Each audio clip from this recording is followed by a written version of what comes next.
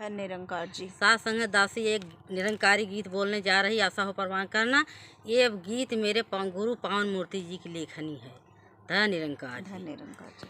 चंद्रकला किरण जो गावे मल्हार आवे बहरिया बागन में। चंद्रकला किरण जो गावे मल्हार आयल बहरिया बागन में। आयल बहरिया बागन में हो, आयल बहरिया बागन में। चंद्रकला किरण जो गावे मल्हार आयल बहरिया बागन में।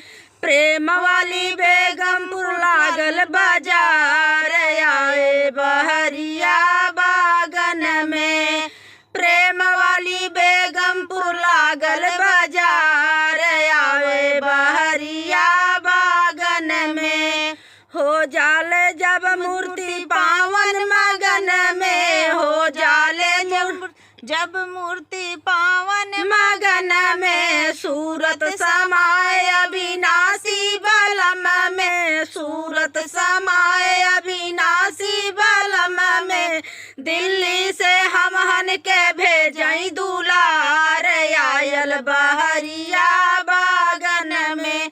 दिल्ली से हम हन के भेजई दुलार आयल बहरिया बागन में। चंद्रकला किरण जो गावे मल्हार आए बहरिया बागन में। प्रेम वाली बेगमपुर लागल बाजार आए बहरिया बागन में। महके दुआर घर आंगन में, महके दुआर घर आंगन में। मूर्ति पावन गीतिया लिखाई क्षण क्षण में, मूर्ति पावन गीतिया लिखाई क्षण क्षण में। चंद्रकला किरण जो गावे मल्हार आवे बहरिया बागन में।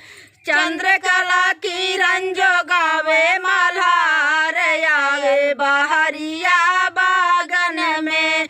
प्रेम वाली बेगमपुर लागल बाजार आए बहरिया बागन में। साथ संग जी प्यार से गाना। धन निरंकार जी।